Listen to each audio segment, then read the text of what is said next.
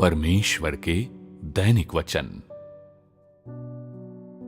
यीशु 5,000 लोगों को खिलाता है।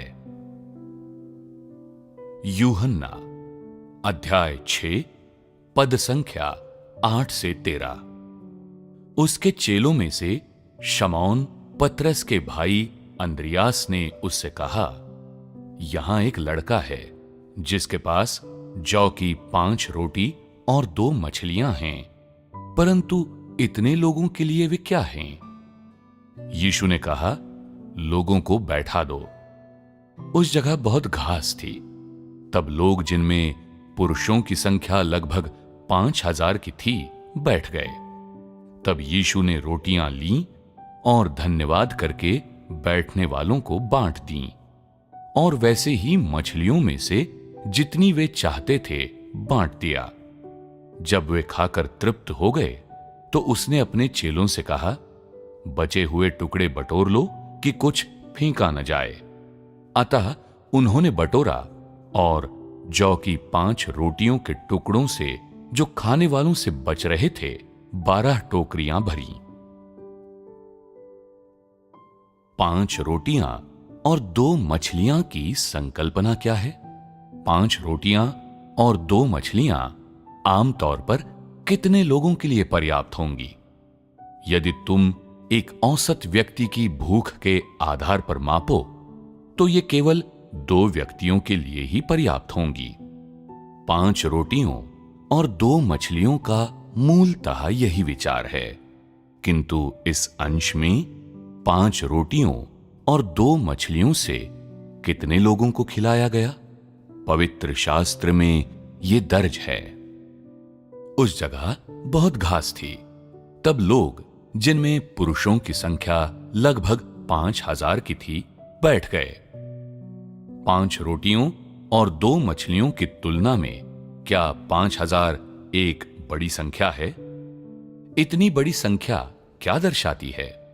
मानवीय परिप्रेक्ष्य से 5,000 लोगों में 5 रोटियां और 2 मछलियां बांटना असंभव होगा, क्योंकि लोगों और भोजन के बीच का अंतर बहुत बड़ा है। यदि प्रत्येक व्यक्ति को केवल एक छोटा सा टुकड़ा भी मिलता, तब भी ये 5,000 लोगों के लिए काफी न होता। परंतु यहां प्रभु यीशु ने एक चमत्कार किया। उसने न केवल ये सुनिश्चित किया कि 5,000 लोग भरपेट खा लें, बल्कि कुछ भोजन बच भी गया। पवित्र शास्त्र में लिखा है, जब वे खाकर तृप्त हो गए तो उसने अपने चेलों से कहा, बचे हुए टुकड़े बटोर लो कि कुछ फेंका न जाए। अतः उन्होंने बटोरा और जौ की 5 रोटियों के टुकड़ों से जो खाने वालों से बच रहे थे 12 टोकरियां भरी। इस चमत्कार ने लोगों को प्रभु यीशु की पहचान और हैसियत देखने में सक्षम बनाया, और ये भी कि परमेश्वर के लिए कुछ भी असंभव नहीं है। इस तरह उन्होंने परमेश्वर की सर्वशक्तिमत्ता की सच्चाई को देखा।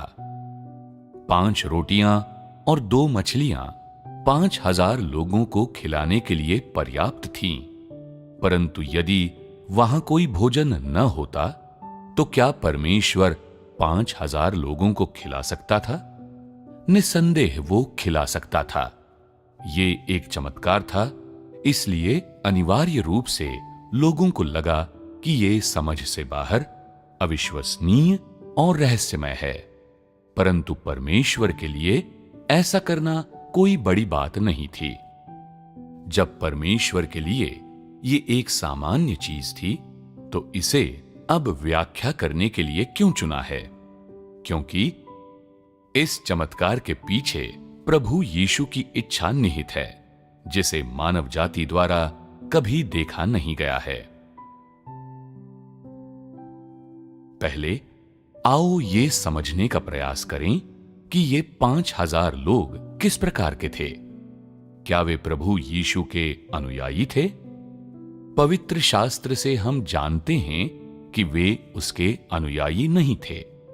क्या वे जानते थे कि प्रभु यीशु कौन है? निश्चित रूप से नहीं।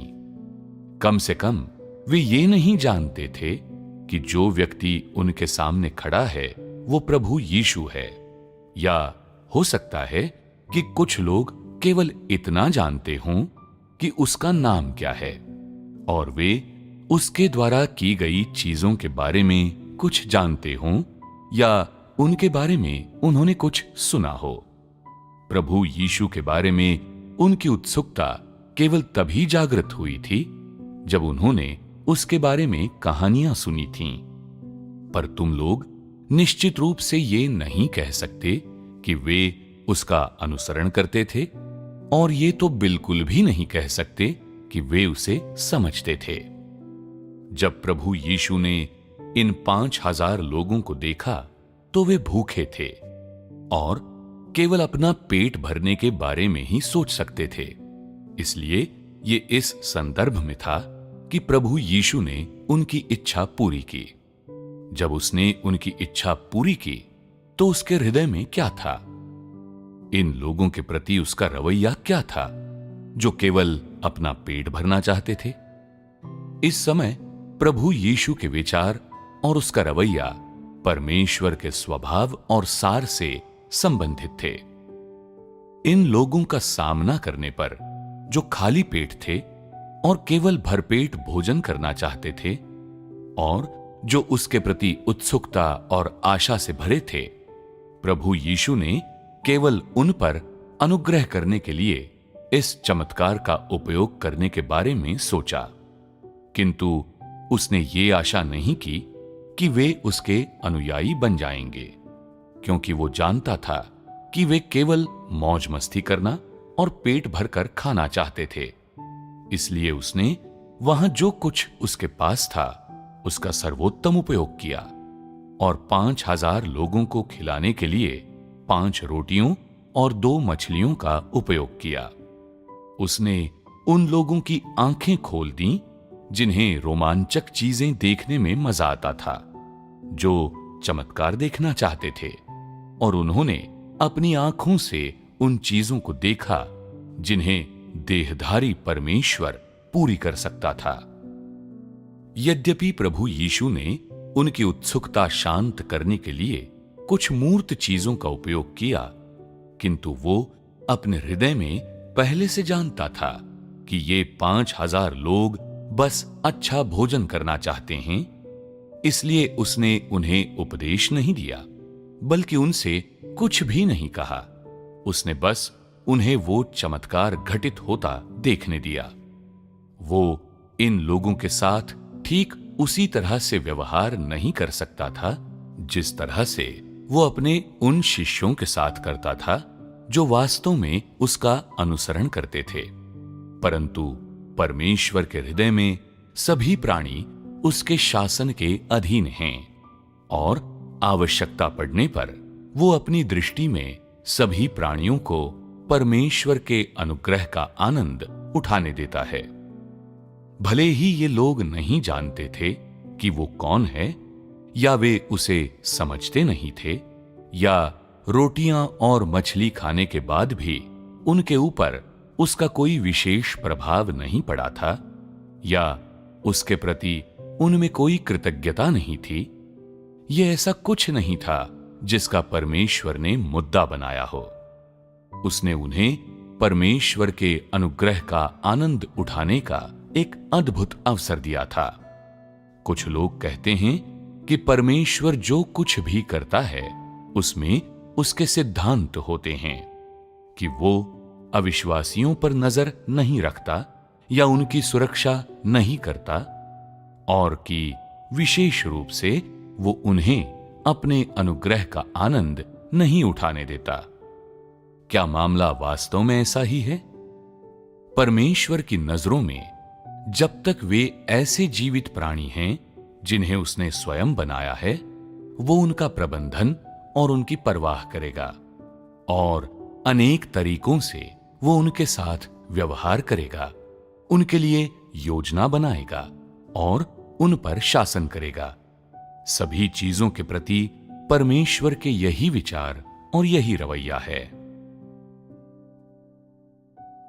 यद्यपि रोटी और मछली खाने वाले 5,000 लोगों ने प्रभु यीशु का अनुसरण करने की योजना नहीं बनाई, फिर भी उसने उनसे कोई कठोर मांग नहीं की।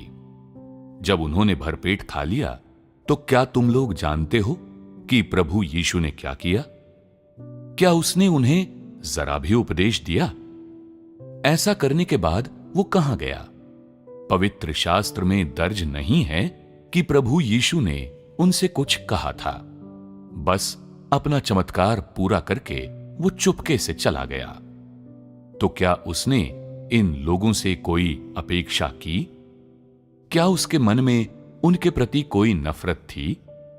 नहीं, ऐसा कुछ नहीं था। वो बस इन लोगों पर अब और ध्यान देना नहीं चाहता था जो उसका अनुसरण नहीं कर सकते थे, और इस समय उसके हृदय में दर्द था, क्योंकि उसने मानव जाति की भ्रष्टता को देखा था और उसके द्वारा नकारे जाने का अनुभव किया था। जब उसने इन लोगों को देखा और जब वो उनके साथ था, तो मनुष्य की मूढ़ता और अज्ञानता से वो बहुत दुखी हुआ और उसके हृदय को पीड़ा पहुंची। वो बस इन लोगों को जल्दी से जल्दी छोड़कर चला जाना चाहता था। प्रभु ने अपने हृदय में उनसे कोई अपेक्षाएं नहीं की। वो उन पर कोई ध्यान देना नहीं चाहता था, और इससे भी अधिक वो अपनी ऊर्जा उन पर व्यय नहीं करना चाहता था। वो जानता था कि वे उसका अनुसरण नहीं कर सकते, किंतु इस सब के बावजूद उनके प्रति उसका रवैया अभी भी बिल्कुल स्पष्ट था। वो बस उनके साथ दयालुता का बर्ताव करना चाहता था, उन्हें अनुग्रह प्रदान करना चाहता था, और निस्संदेह ये अपने शासन के अधीन प्रत्येक प्राणी के प्रति परमेश्वर का रवैया था। प्रत्येक प्राणी के साथ दयालुता का व्यवहार करना, उनका भरण पोषण करना, उनका पालन पोषण करना। जिस मुख्य कारण से प्रभु यीशु देहधारी परमेश्वर था, उस कारण से उसने बहुत ही प्राकृतिक ढंग से स्वयं परमेश्वर के सार को प्रकट किया और इन लोगों के साथ दयालुता का बर्ताव किया। उसने उनके साथ परोपकार और सहनशीलता वाले हृदय से व्यवहार किया, और ऐसे हृदय से उसने उन पर दया दिखाई। चाहे इन लोगों ने प्रभु यीशु को जैसे भी देखा और चाहे इसका जैसा भी परिणाम होता, उसने हर प्राणी के साथ समस्त सृष्टि के प्रभु की अपनी स्थिति के आधार पर व्यवहार किया। उसने जो कुछ भी प्रकट किया वो बिना किसी अपवाद के परमेश्वर का स्वभाव और स्वरूप था। प्रभु यीशु ने चुपचाप ये काम किया और फिर चुपचाप चला गया। परमेश्वर के स्वभाव का ये कौन सा पहलू है? क्या तुम कह सकते हो कि ये परमेश्वर की प्रेममय करुणा है? क्या तुम कह सकते हो कि ये परमेश्वर की निस्वार्थता है? क्या कोई सामान्य व्यक्ति ऐसा कर सकता है? निश्चित रूप से नहीं। सार रूप में ये 5000 लोग कौन थे जिन्हें प्रभु यीशु ने 5 रोटियां और 2 मछलियां खिलाईं? क्या तुम कह सकते हो कि वे ऐसे लोग थे जो उसके अनुकूल थे? क्या तुम कह सकते हो कि वे सभी परमेश्वर के प्रति शत्रुतापूर्ण थे? ऐसा निश्चितता के साथ कहा जा सकता है कि वे प्रभु यीशु के बिल्कुल भी अनुरूप नहीं थे, और उनका सार परमेश्वर के प्रति एकदम शत्रुतापूर्ण था। परंतु परमेश्वर ने उनके साथ कैसा बर्ताव किया? उसने परमेश्वर के प्रति लोगों का विरोध शांत करने के लिए एक तरीके का उपयोग किया था। इस तरीके को दयालुता कहते हैं।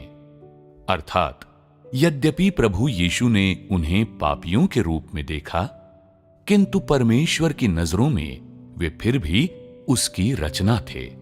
इसलिए उसने इन पापियों के साथ फिर भी दयालुता का व्यवहार किया। ये परमेश्वर की सहनशीलता है, और ये सहनशीलता परमेश्वर की अपनी पहचान और सार से निर्धारित होती है। इसलिए ये ऐसी चीज है जिसे करने में परमेश्वर द्वारा सृजित कोई भी मनुष्य सक्षम नहीं है। केवल परमेश्वर ही इसे कर सकता है।